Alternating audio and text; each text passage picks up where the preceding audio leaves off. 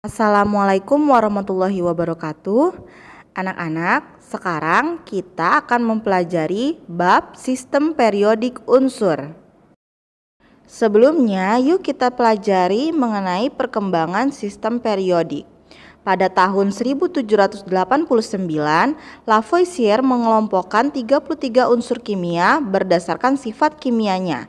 Ada unsur gas, tanah, logam, dan non-logam. Lalu pada tahun 1829, Dobereiner mengelompokkan unsur berdasarkan kemiripan sifat-sifatnya. Dari pengelompokan ini terdapat suatu keteraturan. Setiap 3 unsur yang sifatnya mirip, massa atom yang kedua merupakan massa atom rata-rata dari massa atom pertama dan ketiga. Tadi kan katanya ada 3 unsur yang mirip kan, berarti ada unsur 1, unsur 2, unsur ketiga. Nah, massa atom untuk unsur yang kedua itu merupakan massa atom rata-rata dari massa atom unsur yang pertama dan massa atom unsur yang ketiga. Kemudian pada tahun 1863, Newlands menyatakan bahwa sifat-sifat unsur berubah secara teratur. Nah, unsur pertama mirip dengan unsur 8, unsur kedua mirip dengan unsur ke-9, dan seterusnya. Maka dari itu Newlands mengelompokkan unsur-unsur tersebut berdasarkan kenaikan massa atom relatifnya. Pada tahun 1869, Mendeleev mengelompokkan unsur-unsur berdasarkan kenaikan massa atom relatifnya dan sifat kimia unsurnya. Jadi unsur-unsur yang memiliki sifat serupa atau sama atau mirip ditempatkan pada lajur vertikal yang disebut golongan. Lajur vertikal itu yang ke bawah ya, yang garis lurus ke bawah itu merupakan lajur vertikal yang disebut golongan. Selanjutnya, Mayer melakukan hal yang sama seperti Mendeleev. Ia menyusun 57 unsur kimia sama seperti Mendeleev, yaitu berdasarkan kenaikan massa atom relatifnya. Bedanya, Mayer ditambah berdasarkan sifat fisik unsurnya. Nah, ini dipublikasikan pada tahun 1870. Pada tahun 1913, Henry Moseley mendapatkan penemuan bahwa sifat dasar atom didasari kenaikan jumlah proton. Ini karena adanya unsur yang memiliki massa atom berbeda, tetapi jumlah protonnya sama. Dan ini menghasilkan pola sifat-sifat periodik yang jelas. Dari sinilah kenaikan nomor atom yang berulang secara periodik mulai disebut sebagai hukum periodik.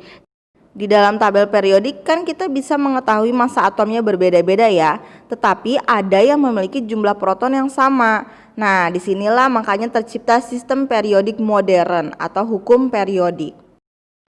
Berbicara tentang golongan, golongan ditempatkan pada lajur vertikal yang garis lurus ke bawah. Nah, di sini ada golongan 1A sampai golongan 8A dan ada juga golongan B. Jadi di dalam sistem periodik ada golongan A, ada golongan B. Nah, golongan A itu ada 1A, 2A, 3A, 4A, 5A, 6A sampai 8A dan termasuk jenis golongan yang berbeda-beda. Ada golongan alkali, boron aluminium, karbon silikon, nitrogen fosforus, oksigen belerang. Itu maksudnya golongan oksigen sampai belerang. Jadi dalam satu golongan itu ada unsur oksigen sampai unsur belerang. Nah, ada golongan halogen dan ada golongan yang paling stabil yaitu golongan gas mulia. Nah, ada juga golongan 1B sampai 8B yang termasuk golongan transisi. Selanjutnya periode. Periode ditempatkan pada lajur horizontal. Nah, lajur horizontal itu adalah lajur yang garisnya itu lurus ke samping, ya. Nah, periode itu ada periode 1 sampai periode 7. Periode 1 itu terdiri 2 unsur yaitu hidrogen dan helium. Nah, periode kedua dan seterusnya itu terdiri 8 unsur, 18, 32 dan seterusnya. Nah, yang penting di dalam bab ini kita akan mempelajari mengenai hubungan konfigurasi elektron dan sistem periodik. Jadi di sini kita bisa menentukan letak unsur di dalam sistem periodik berdasarkan konfigurasi elektronnya. Yang pakai cara prinsip Aufbau yang 1s2, 2s2, 2p6 dan seterusnya. Nah, sebelum kita mempelajari mengenai bagaimana cara menentukan letak unsur di dalam sistem periodik, sebelumnya kita perhatikan ini dulu ya. Ini ada syarat yang harus kalian pahami dan harus kalian hafalkan. Nah, jadi di sini kan di sistem periodik itu ada golongan A, ada golongan B kan. Nah, golongan A itu biasanya terdiri dari pasangan konfigurasi elektron S dan P. Nah, kalau untuk golongan B itu terdiri dari pasangan elektron S dan D, Bisa juga ada F kayak gitu. Nah, di sini kita mulai dari golongan A. Golongan A itu pasangannya S dan P. Ada yang S berdiri sendiri, ada S dan P yang berdiri berpasangan. Nah, jika kalian menemukan konfigurasi elektronnya yang terakhir itu adalah S1, misalkan 2S1 atau 3S1 gitu, berarti dia termasuk golongan 1A. Nah, kalau dia di S2, S2 itu duanya itu elektronnya ya, jumlah elektron. Kan kita sebelumnya sudah mempelajari bagaimana cara menuliskan konfigurasi elektron. Nah, yang pangkatnya itu siapa itu harusnya kalian sudah paham. Nah, S2 itu merupakan golongan 2A. Kalau S2 P1 misalkan kalian ketemu 3 S2 4 P1 misalkan. Berarti itu termasuk golongan 3A karena pasangan elektronnya S2 P pangkat 1 gitu. P dengan 1 elektron. Nah, selanjutnya S2P2 itu adalah 4A, S2P3 itu adalah 5A.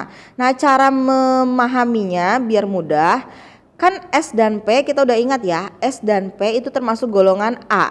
Nah, pangkatnya itu tinggal kalian jumlahkan, itu bisa menunjukkan di golongan berapa dia terletak, seperti itu. Jadi misalkan kan maksimal S itu 2 elektron dan P itu 6 elektron kan. Misalkan Bu saya ketemunya S2P3. Nah, S dan P-nya berarti menunjukkan dia golongan A.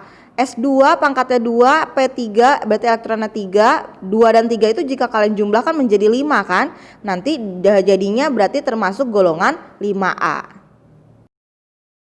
Untuk membantu kalian memahami apa yang Ibu jelaskan sebelumnya, ini ada cara untuk menentukan golongan dan periode yang bisa kalian pahami. Nah, yang pertama, tentukan nomor atomnya dari unsur yang akan diidentifikasi. Nah, kalau udah tahu nomor atomnya, yang kedua buat konfigurasi elektronnya. Nah, sama seperti yang materi kemarin ya. Jadi kalau misalkan kita mau buat konfigurasi elektron, berarti kita harus tahu dong nomor atomnya. Nah, yang ketiga tentukan pasangan apa. Setelah kalian bikin 1S2, 2S2 dan seterusnya sampai terakhir sampai sesuai dengan jumlah nomor atomnya. Nah, kalian tentukan pasangan apa yang terbentuk, SP atau SD. Nah, kalau SP dia termasuk golongan A, kalau dia pasangan S dan D itu termasuk golongan B. Lalu lihat berapa jumlah elektron dari pasangan tersebut yang tadi Ibu bilang. Misalkan S2P3.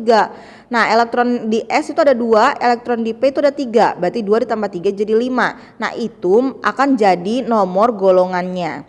Nah, yang terakhir kalian lihat bilangan kuantum. Nah, kalian harus sudah tahu ya bilangan kuantum itu yang mana di konfigurasi elektron. Misalkan 3P5 berarti bilangan kuantumnya 3 gitu. Jadi kalian harus ingat tuh yang materi kemarin. Nah, setelah kalian menentukan bilangan kuantumnya, kalian pilih angka yang terbesar. Bu, kalau misalkan angkanya sama, misalkan 3S2, 3P6. Nah, berarti kalian pilih aja 3. Seperti itu. Tapi kalau berbeda misalkan 3S2 dengan 4S misalkan. Nah, si 3 dan 4 itu kan yang lebih besar 4 kan.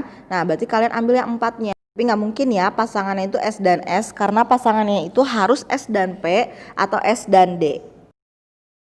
Ini ada contoh unsur sulfur atau belerang. Nah, belerang memiliki nomor atom 16. Jadi kita buat konfigurasi elektronnya sebanyak nomor atomnya yaitu 16. Nah, bisa kalian perhatikan 1S2, 2S2, 2P6, 3S2 dan 3P6. Itu kalau jumlah elektronnya yang di atas itu yang di pangkatnya itu kita jumlahkan, itu akan totalnya 16 sesuai dengan nomor atomnya. Nah, kebetulan kan kita lihat yang posisi terakhir konfigurasi elektronnya yang diambil itu adalah yang di kulit terakhir. Nah, kita lihat di sini ada 3S2, 3P6. Nah, pas ya, berarti pasangan itu adalah S dan P. Nah, ingat S dan P termasuk golongan A, berarti ini unsur si S ini termasuk golongan A. Tinggal kita lihat di golongan A yang keberapa, atau 1A, golongan 1A, 2A, 3A atau berapa. Nah, kalian bisa tentukan dengan cara menjumlahkan elektronnya. Di 3S2 elektronnya ada 2, di 3P6 elektronnya ada 6. Nah, 2 ditambah 6 itu kan hasilnya 8. Berarti di sini S itu termasuk golongan 8A. Nah, selanjutnya golongan udah, sekarang kita tentukan periode. Nah, periode itu berhubungan dengan bilangan kuantum. Nah, dari 3S2 itu bilangan kuantumnya 3.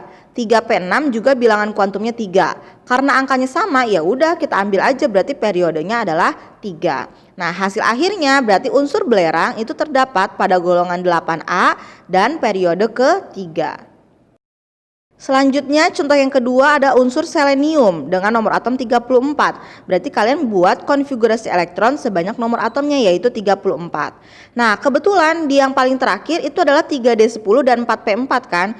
Kan tadi kata Ibu harus ada S dan P atau S dan D. Tapi ini D dan P, Bu. Nah, kalian mundur aja. P-nya kalian simpan. Nah, D-nya itu kalian mundur. Jangan kalian ambil D-nya, tapi mundur lagi kita cek. Nah, kebetulan di belakangnya D itu adalah 4S2. Nah, pas ya, kan kita mencari pasangannya itu S dan P atau S dan D. Nah, kebetulan kalau kita mundur ke 4S2, berarti ketemu pasangannya S dan P. Nah, S dan P ini baru bisa kita ambil dan termasuk golongan A. Ingat, S dan P itu termasuk golongan A. Nah, lalu kita lihat dia golongan A yang keberapa. Nah, kita jumlahkan si elektronnya. 4S2 punya elektron 2, 4P4 mempunyai elektron 4. Nah, 2 ditambah 4 hasilnya 6. Berarti si selenium ini termasuk golongan 6A. Seperti itu. Nah, selanjutnya golongan sudah, sekarang tentukan periode. Lagi-lagi lihat bilangan kuantumnya. 4S2 bilangan kuantumnya 4. 4P4 bilangan kuantumnya juga 4. Nah, berarti periodenya adalah 4. Hasil akhirnya unsur Se terdapat pada golongan 6A dan periode keempat. Contoh yang terakhir adalah unsur tellurium dengan nomor atom 81. Nah, di sini ada 54Xe. Ini maksudnya apa, Bu? Nah, nanti Ibu jelaskan. Ini artinya adalah kalian menyingkat konfigurasi elektron yang panjang. Kan kalau 81 itu kan panjang banget ya. 1S2, 2S2, 2P6 dan kalian susun sampai 6P1 sampai jumlahnya 81. Nah, di sini Ibu singkat. Nah, nanti cara menyingkatnya Ibu ajarkan. Sekarang kita fokus dulu untuk belajar mengenai menentukan golongan dan periode. Nah, di sini kan yang terakhirnya itu adalah D dan P ya. Nah, terus udah kayak gitu kalau kalian mundur berarti F dan P. Nah, belum ketemu juga tuh pasangannya, kan syaratnya itu harus S dan P atau S dan D. Nah, kalian mundur lagi tuh dari F, mundur lagi ke belakang. Nah, ketemu S. Nah, kalau kita udah ketemu S berarti bisa dong kita bentuk pasangan S dan P. Nah, berarti kita ambilnya yang 6S2 dan 6P1.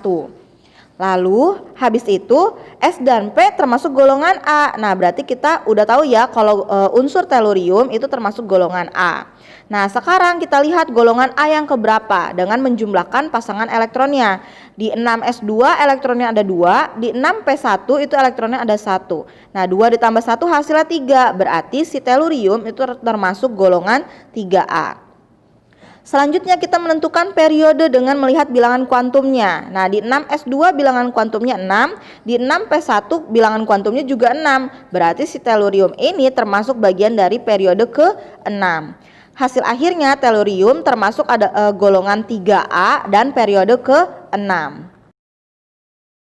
Nah, berikut cara mudah dan cepat menuliskan konfigurasi elektron. Bu, kok di sini ada He, Ne, Ar, Kr itu apa? Nah, itu adalah unsur dari golongan gas mulia atau golongan ke-8A. Nah, di sini kenapa ada unsur golongan gas mulia? Karena unsur gas mulia itu termasuk unsur-unsur yang paling stabil. Jadi di sini dia dijadikan pembatas. Nah, terus di sini ada S, SP, SP, SDP dan sebagainya itu hanya untuk mempermudah kalian jika kalian ingin menuliskan secara cepat. Nah, polanya itu harus kalian pahami. S, SP itu 1, 2, 2, 3, 3 itu hanya untuk mempermudah kalian menghafalnya. Nah, untuk latihannya, pertama kita menggunakan tadi tellurium dengan nomor atom 81. Nah, di sini kenapa ada 54Xe? Karena kalau 81 itu kan ada di antara Xe dan Rn kan? Karena Xe-nya 54, Rn-nya 86. Nah, 81 itu ada di tengah-tengahnya. Nah, kalian pilih yang paling kecilnya atau terendahnya. Berarti kan batasnya kalau antara 54 dan 86, terendahnya itu adalah 54. Berarti kalian ambil tuh yang 54. Lalu kalian kurangi 81, kalau dikurang 54 sisanya berapa? Oh, ternyata sisanya 27. Berarti kalian masih harus menuliskan 27 konfigurasi elektron. Nah, di sini Ibu pertama menuliskan 6S2. Kenapa 6S2? Karena setelah garis merah di Xe yang batasnya Xe itu adalah kan 6S2, 4F14, 5D10 dan 6P6 kan? Nah, di sini kalian tuliskan tuh 6S2-nya dulu. Tadi sisanya 27. Kalau sudah kalian tuliskan elektronnya 2 di 6S2, berarti masih sisa 25. Selanjutnya, kalian tuliskan 4F14 karena masih sisa kan, jadi masih bisa ditulisin lagi 4F14. Nah, 4F14 itu kalau kalian tuliskan tadi sisanya 25, berarti masih ada sisa 11 elektron. Lanjut ke 5D10. Kalau kalian tuliskan 5D10, berarti dari 11 tadi berkurang dong 10, berarti masih ada sisa 1. Nah, lanjut lagi ke 6P. Nah, karena sisanya 1, berarti 6P1 kalian menuliskannya. Seperti itu. Masih bingung? Lanjut kita latihan kedua dengan unsur UUH dengan nomor atom 116. Nah, di sini 116 itu berada di antara 86 dan 118 yang unsur Rn dan OG. Nah, di sini kalian pilih yang terendahnya kan atau yang minimalnya, yaitu kalian ambil batas terakhirnya itu 86. Yang paling kecilnya kan batasnya antara 86 dan 118 kan. Nah, kalian pilih yang terendahnya yaitu 86. Lalu setelah kalian tuliskan 86, kalian kurangi 116 dikurangi 86, kita masih harus menuliskan berapa elektron lagi. Nah, ternyata masih harus menuliskan 30 elektron lagi. Nah, 30 itu dari 116 dikurang 86. Nah, selanjutnya dari 86 Rn, setelah batas 86 Rn itu adalah unsur konfigurasi elektron 7s2. Nah, ada 2 elektron. Tadi kan masih ada sisa 30 ya. Kalau kalian tuliskan 2 berarti masih sisa 28 lagi yang harus kalian tuliskan. Lanjut ke 5F14. Kalau kalian tuliskan 14, 5F14 berarti ada 14 elektron. Tadi ada 28 sisanya. Kalau dituliskan 14 berarti masih ada sisa 14 elektron lagi. Maju lagi ke 6D10, kalian tuliskan 10 karena maksimalnya kan D itu 10. Jadi kalian tuliskan 6D10. Nah, tadi masih ada sisa 14. Nah, kalau kalian tuliskan 6D10 berarti berkurang 10 elektron. Masih ada sisa 4 dari 14. Lanjut lagi ke 7P. Harusnya 7P itu 7P6. Nah, karena sisanya 4 berarti 7P4 kalian menuliskannya gitu. Nah, makanya di sini kenapa unsur 116 UUH itu konfigurasi elektronnya 86 Rn, 7s2, 5F14, 6D10 dan 7P4. Nah, selanjutnya kita akan mempelajari mengenai sifat-sifat sistem periodik. Sifat yang pertama adalah jari-jari atom. Apa sih jari-jari atom? Jari-jari atom adalah jarak elektron terluar ke inti atom dan menunjukkan ukuran suatu atom. Jadi kalau kalian gambarkan, misalkan di tengah ada bulatan, terus di luarnya itu ada lingkaran lagi. Nah, di tengahnya itu berarti inti atom. Nanti di luar lingkaran yang kedua itu ada elektron di situ yang bermuatan negatif. Jadi kalian harus tahu elektron bermuatan negatif. Nah, dalam satu golongan dari nomor atom yang paling kecil ke nomor atom yang paling besar. Nah, satu golongan itu kan yang lajur vertikal ya, yang ke bawah. Nah, itu dari atas ke bawah, berarti dari nomor yang atom yang paling kecil sampai nomor atom yang paling besar, itu jari-jari atomnya semakin besar. Nah, ini terjadi karena semakin ke bawah kulit elektronnya semakin banyak. Jadi kalau semakin banyak, jadi ibaratnya kalian buat lingkaran, terus lingkaran lagi di luarnya, lingkaran lagi di luarnya, itu kan semakin banyak kan berarti lingkarannya. Nah, semakin besar juga jadinya bentuk lingkarannya semuanya itu. Tapi kalau kalian misalkan lingkarannya cuma 2 misalkan, jadi kecil kan. Nah, nggak sebanyak yang lingkarannya banyak seperti itu, atau nggak sebesar yang lingkarannya banyak. Nah, dalam satu periode dari nomor atom yang paling kecil ke nomor atom yang paling besar atau dari kiri ke kanan, jari-jari atomnya semakin kecil. Ini kebalikannya. Nah, kenapa? Karena semakin ke kanan jumlah proton dan elektronnya semakin banyak. Nah, jika jumlah proton banyak berarti nanti intinya semakin positif. Kalian tahu kan kalau positif dan negatif itu saling tarik menarik. Nah, jadi kalau misalkan elektronnya makin jauh, tapi kalau misalkan protonnya banyak, jadi dia semakin ditarik. Nah, kalau ditarik nanti si jari-jari atomnya mengecil seperti itu. Ini ada gambaran yang ibu bilang lingkaran-lingkaran tadi. Nah, coba kita lihat di unsur yang hidrogen yang di golongan 1 periode ke-1. Nah, kecil kan dia, tidak sebesar yang unsur natrium yang paling bawah. Nah, karena itu si lingkarannya itu juga semakin banyak atau kulitnya juga semakin banyak. Nah, sedangkan dari Na ke Ar yang sebelah kanannya itu kok makin kecil, karena di situ protonnya itu semakin banyak atau semakin positif si inti atomnya, sehingga si elektron itu selalu ditarik sama si inti atom yang kuat tadi. Nah, kalau misalkan dia ditarik berarti semakin mendekat kan, berarti semakin mengecil jadinya seperti itu. Sifat yang kedua adalah energi ionisasi. Energi ionisasi adalah energi minimal yang diperlukan atom netral berwujud gas untuk melepaskan satu elektron paling luar. Ingat ya, untuk melepaskan satu elektron paling luar. Kan inti atom itu kan bulatan yang di tengah kita ibaratkan ya. Nah, bulatan di tengah yang bermuatan positif. Lalu ada lingkaran yang sampai keluarnya itu ada lingkaran lagi yang tadi Ibu gambarkan. Nah, di lingkaran itu ada elektron. Nah, dalam satu golongan kan jari-jari atomnya semakin besar kan. Nah, energi ionisasinya juga semakin kecil. Kenapa? Karena pas lagi dia semakin besar, elektron yang paling luar itu nggak ada yang bantuin kalau dia ada yang narik. Jadi dia semakin mudah lepas. Nah, jadi energi untuk melepaskannya itu karena mudah ya. Jadi ya udah lepas aja gitu. Nah, berarti butuh energi yang kecil-kecil aja, nggak perlu susah-susah untuk melepasnya. Nah, tadi kan karena jari-jari atomnya besar, jadi ya udah kalau dia lepas yang di kulit yang paling luar ya mudah aja karena yang si inti atomnya nggak bisa nolongin kan gitu ya. Nah, tapi kalau dalam satu periode dari kiri ke kanan itu kan semakin kecil jari-jari atomnya, maka energi ionisasinya semakin besar. Kenapa? Kalau misalkan kita megang teman kita secara langsung, kalau ada orang lain mau narik teman kita itu, dia butuh energi yang besar untuk narik si teman kita ini. Kenapa? Karena kita megang dia secara langsung, ya kan? Kita dekat megang dia. Nah, di sini juga sama. Karena jari-jari atomnya semakin kecil, elektronnya semakin susah lepas karena ditarik terus oleh inti. Nah, intinya kan kuat untuk menarik. Nah, jadi untuk melepaskan yang paling luar itu butuh energi yang besar. Makanya energi ionisasinya juga semakin besar. Kan tadi energi yang dibutuhkan atau energi minimal yang diperlukan untuk melepaskan satu elektron. Jadi kalau kita mau melepaskan elektron dari jari-jari atom yang kecil, dari tarikan yang kuat itu, kita butuh energi yang besar. Makanya energi ionisasinya besar karena dia sulit dilepaskan. Nah, balik lagi ke contoh gambar. Di sini kalian bisa lihat unsur hidrogen di golongan 1 periode ke-1. Nah, yang bulatan di tengah yang diarsir yang ada agak-agak abu-abu itu adalah inti elektron, inti atom maksudnya. Nah, lingkaran yang kedua itu ada titikan hitam, itu digambarkan sebagai elektronnya. Jadi karena dekat, dia gaya tarik menariknya juga kuat kan. Jadi kalau misalkan kita mau melepaskan si elektron itu, kita butuh energi yang besar.